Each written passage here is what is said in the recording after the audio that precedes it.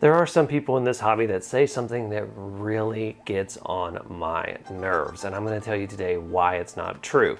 I'm going to give you 3 reasons why model railroading is not dying on coffee and trains.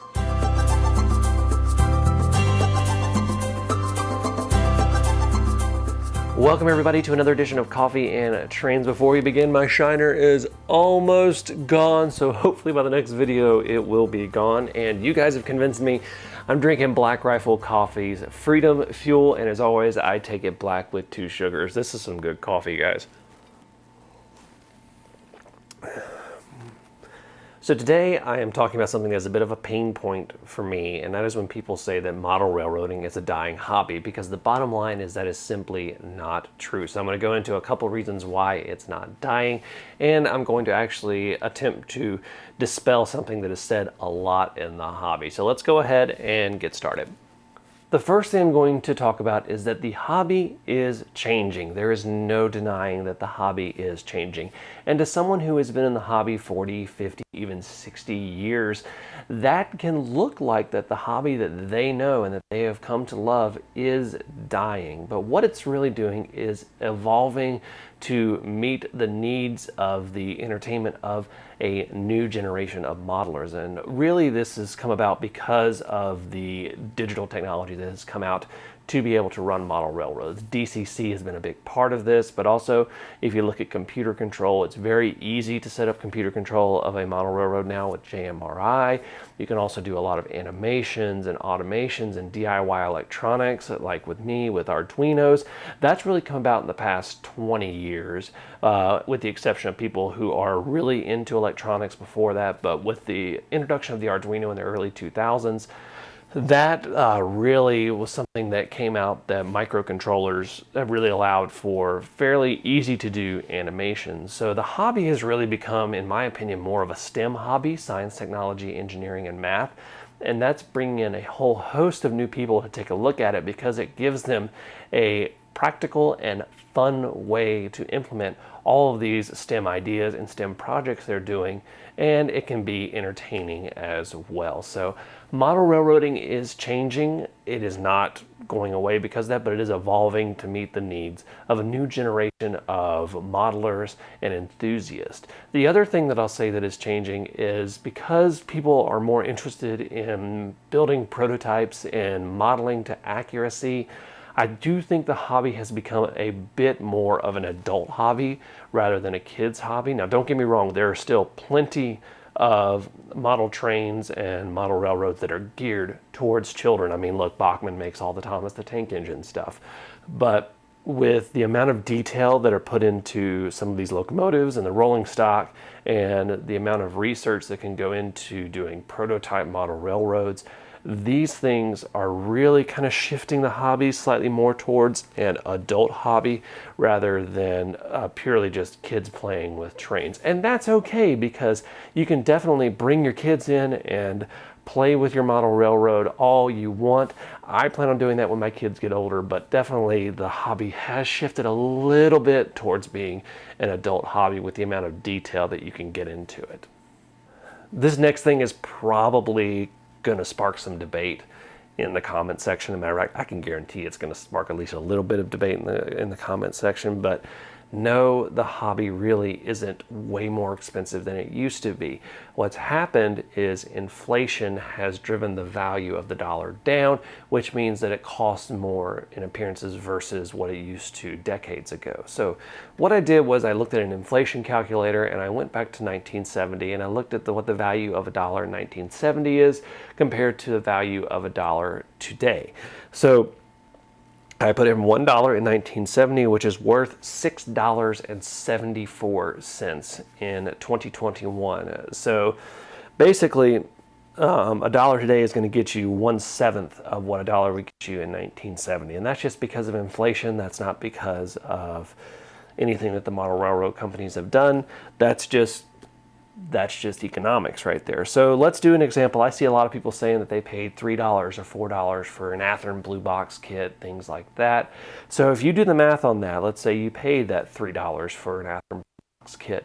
in 1970. In 2021, that would be right around $20. That'd be pretty close to it. And if you paid $4, you're going over $20 on that value. So, and that's right around the price of your average piece of rolling stock. That $20 to $30 mark is really going to be the average price.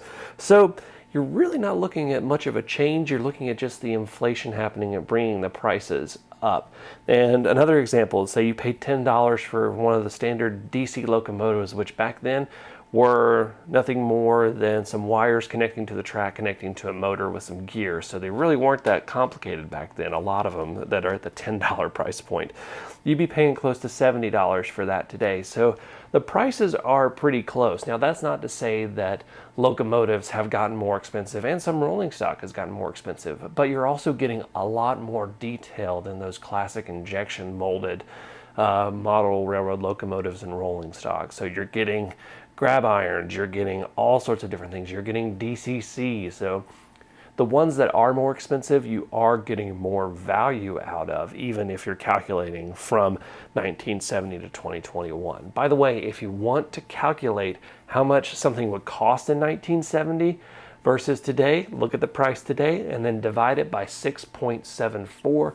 And that will give you your price in 1970. Something a little fun you can do. But no, model railroading isn't getting more expensive. Maybe some of the products that are more complex and require more engineering are, but overall, it's just inflation and economics. It's nothing to do with the actual model railroad companies.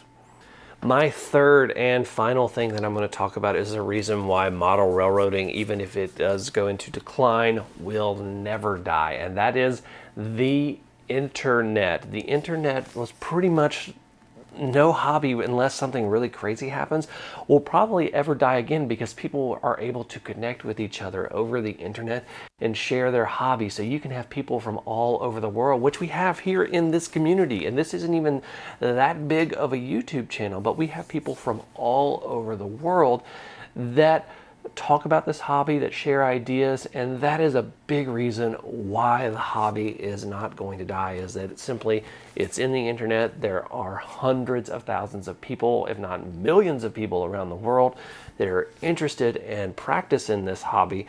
And you also have to look at the retail aspect of it from the internet.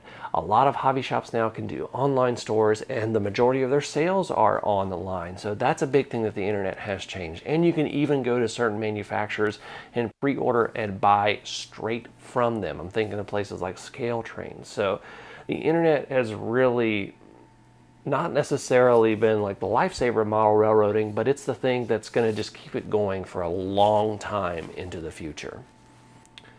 Okay guys, let's talk about some of the coffee that you guys are drinking. Dan Pugach is drinking Equal Exchange Love Buzz coffee. Haven't heard of that one. Might have to try to figure out how to get it and try it. Let's see here. John Chrisman is drinking Starbucks Holiday Blend out of his Keurig. That sounds really delicious. Maurice Grimes is drinking Tim Hortons Original Blend, but from a K-Cup because he doesn't have a Tim Hortons nearby. I feel your pain. Now, Joe323 says they actually have 2 Tim Hortons on Staten Island, so I might have to make a trip up to New York City so that I can get me some Tim Hortons because I am nowhere close to one. Some of the other comments you guys had were Chief17 said, question, when does your kid start MMA? Bright future in the octagon because of the shiner. Yeah, he might have that, or do some karate or something like that. But he's 18 months old, so we'll give him some time. Brian Page said, love this video, Jimmy. Good to see what everyone is doing.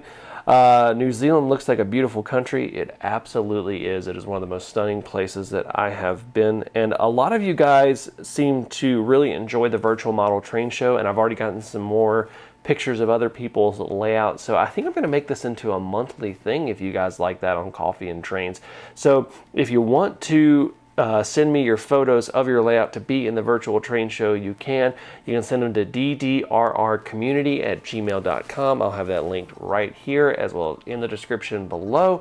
So thank you guys so much for watching. This has been a lot of fun, and thank you guys for telling me about Black Rifle Coffee. So until next time, I'm Jimmy from the DIY and Digital. Stay safe, be kind, drink some coffee, and happy railroading.